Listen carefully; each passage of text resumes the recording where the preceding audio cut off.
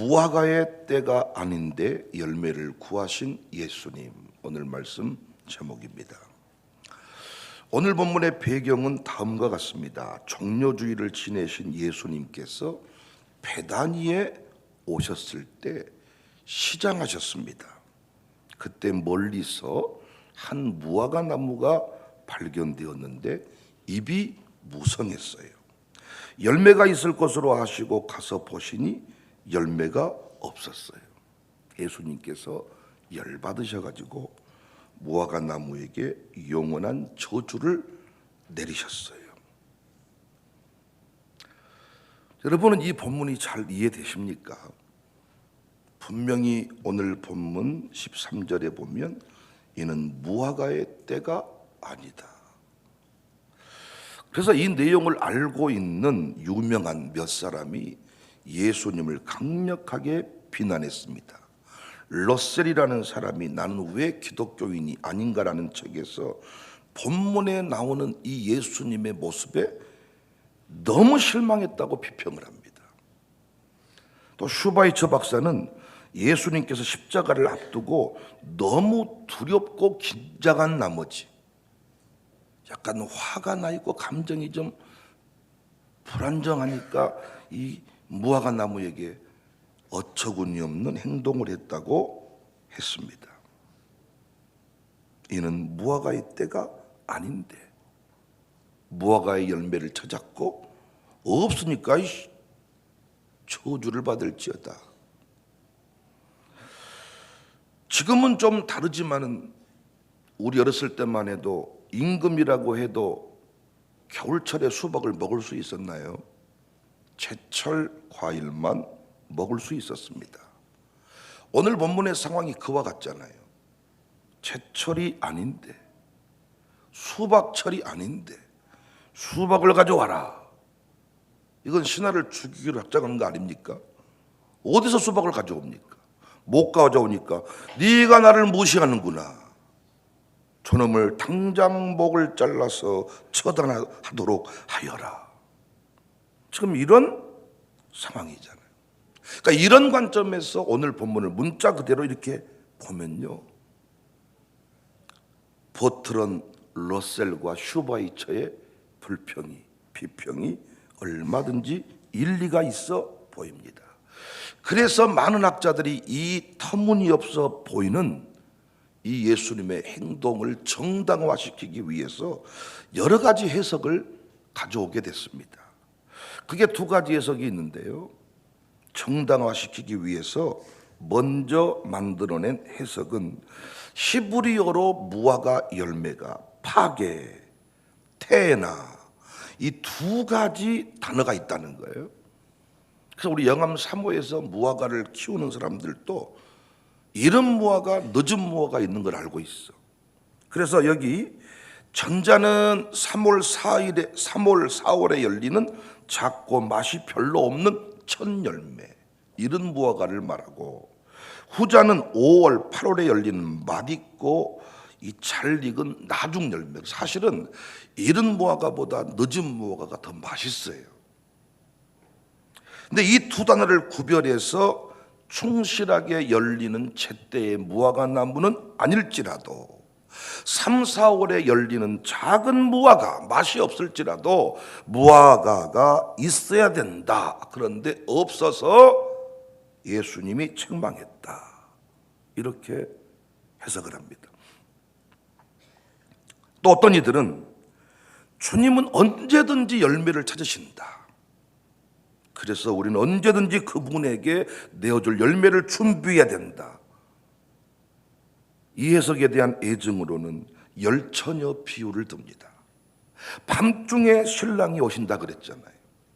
그때 기름 준비된 처녀만 신랑을 맞이하잖아요. 언제 오실지 모르니 기름 준비해야 된다. 이렇게 해석을 합니다. 저도 기억나요. 예전에 청소년 때 큐티 하다가 이 부분이 이해가 안 돼가지고 나름대로 막 뒤져보았더니 이 해석이 나오더라고요. 언제든지 열매를 원하시는 분이다. 그래서 열매 준비 하자.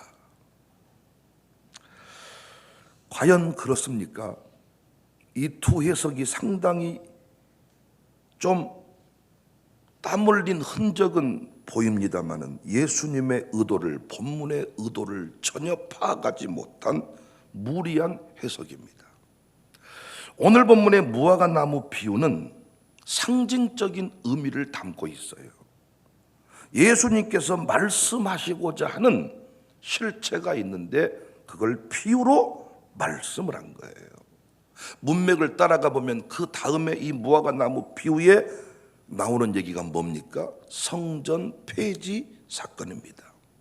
우리에게는 성전 정화 사건으로 알려져 있지요. 그러니까 오늘 본문에서 주님의 의도는 이스라엘 백성들의 열매 없음이 아니라 열매가 없는데 무성한 입만 자랑하는 그 외식주의자, 그 이스라엘의 종교 지도자들, 예루살렘 성전에 맞추어져 있었습니다. 다시 말해서 누가 봐도 열매가 없어요. 진심이 아니에요.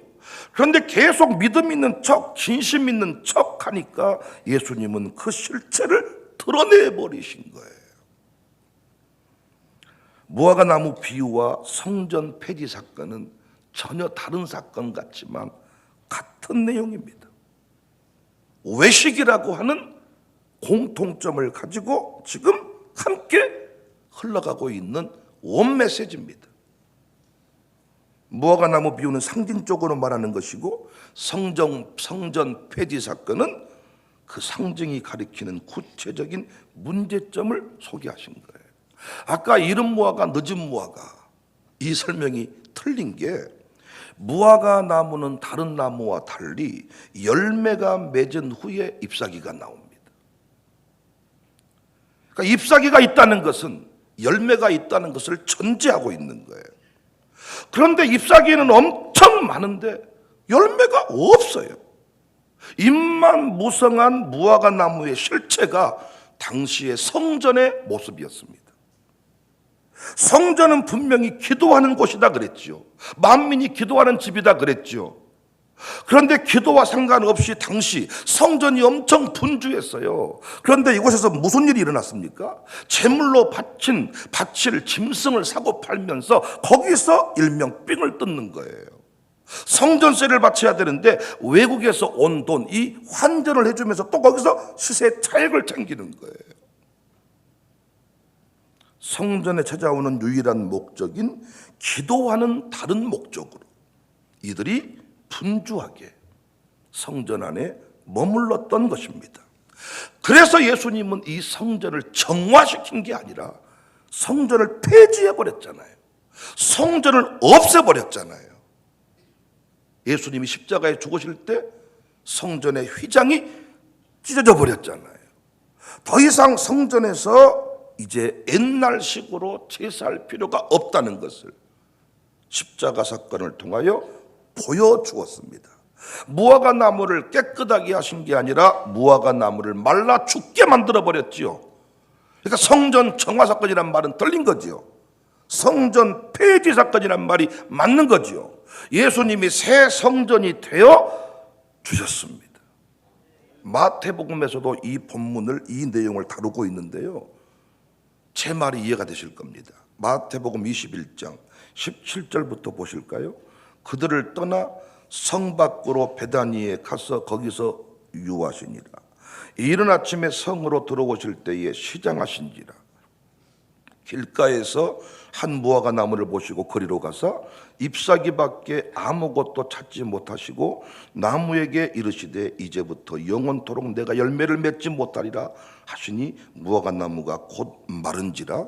제자들이 보고 이상히 여겨 이르되 무화과 나무가 어찌하여 곧 말랐나이까? 무화과 나무가 왜 말랐나이까? 라고 물었죠. 그랬더니 21절에 예수께 대답하여 이르시되 내가 진실로 너희에게 이르노니 만일 너희가 믿음이 있고. 무화과 나무가 왜 말랐습니까? 물어보니까 뭐라고 말해요?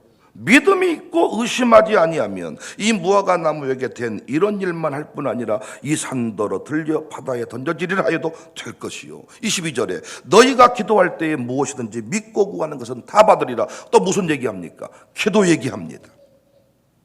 여러 차례 말씀드렸습니다. 고난과 광야는 하나님의 계획 속에 들어 있습니다. 무엇을 위한 계획이라 그랬어요? 무엇을 위한 계획이라 그랬어요?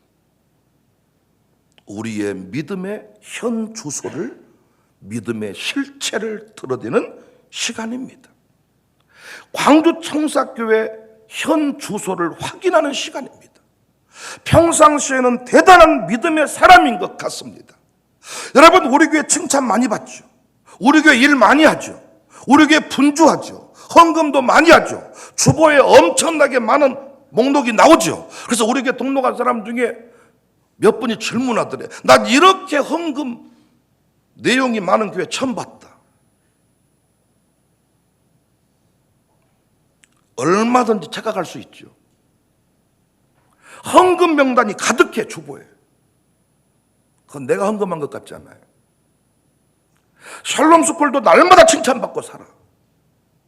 그러니까 어때요? 지가 진짜 믿음 있는 줄 알아요. 그런데 고난을 만나거나 광야를 만나면 상황은 달라집니다. 고난 앞에서는 1대1의 믿음입니다. 돈이 있을 때는 마음껏 주님 나와 함께 하시니 기쁨입니다. 그런데 정말 극한 가난 중에 있는데 헌금을 해야 될 상황이 왔어요. 여기서 불평합니다. 이 교회는 뭔 헌금이 그렇게 많다냐. 돈 없으면 교회 못 다니겠네. 다른 교회 목사님도 저럴까? 우리 목사님은 설교 때마다 헌금 얘기 안 할 때가 없네. 이런 얘기를 하는 거예요. 평상시에는 그렇게 우리 교회 좋은 교회, 멋진 교회, 최고의 교회, 우리 목사님 짱짱짱, 그리고 우리 교회 대단한 교회야 이러더니 자기가 궁핍한 상황에 처하게 되고 어려운 일을 만나니까 상황이 달라집니다. 목사님께 칭찬받으려고 어떤 일을 했는데 목사가 갑자기 책망을 해버려요. 그때 뭐가 드러나요? 현주소가 드러나요. 고난과 광야는 반드시 믿음의 열매를 확인하는 시간입니다. 제가요, 주보에다가도 유인물에다가 이름 쓸 때도 엄청 신경 써요. 제가 어디 캠프 갈 때도요, 차량 탑승 정할 때도요, 엄청 신경 씁니다. 순서가 뒤바뀌면 상당히 예민합니다, 이거.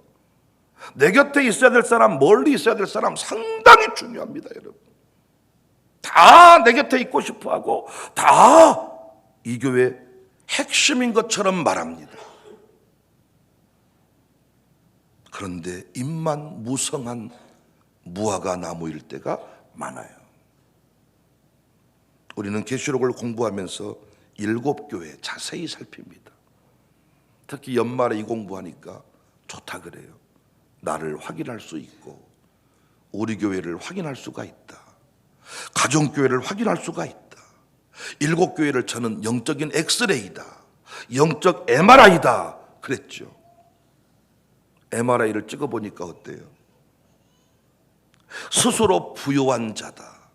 스스로 대단한 사람이다 생각했는데 예수님은 너 부끄러운 자다. 라오디게아 교회를 향해 말씀했잖아요. 스스로 부족한 것이 없습니다. 너 부끄럽다. 수치를 가려거라. 수치를 가려라. 나는 아무것도 아닙니다. 찌질한 인생입니다. 그랬더니 아니야. 너는 실상은 부유한 자야. 서문학교회를 향하여 말했어요. 세상은 껍데기와 포장지가 통할지 모르나 주님 앞에서는 통하지 않습니다. 사람들이 왜 가정교회를 싫어할까요? 사실은 가정교회만큼 좋은 게 없습니다. 그런데 왜 가정교회 부담스러워할까요? 거기서는 포장지로 안 통합니다. 교회 예배 가운데 헌금 안 내고 예배 드릴 수 있지만 가정교회 들어가니까 회비 안 내고 참여할 수 없습니다. 그래서 부담스럽습니다. 겉들어 보기에는 이야, 돈 10만 원, 100만 원, 1000만 원도 낼 사람 같았는데 막상 가정교회 들어가서 회비 3만 원입니다. 다른 말 했지만은 회비 3만 원이 부담된 거예요. 그러니까 저는 돈 없는 사람한테 3만 원 내라, 뜯어와라 이 얘기 아니잖아요. 얼마든지 있는 사람이 내줄 수 있는데 여기서 전체로 말할 때는 아따 목사님 그 정도 돈이야, 아이고 어이, 그리고 누가 교회에서 대단한 헌금해도 박수도 안 치더라고. 뭐 그까짓 것쯤이야, 할 수 있지요. 목사님 뭐 그러십니까? 내 지가 회비 3만 원 내야 될 때는 엄청 성질 내버리더라고. 윷놀이하다가 10,000원 풀면 얼굴색 바뀌어버려.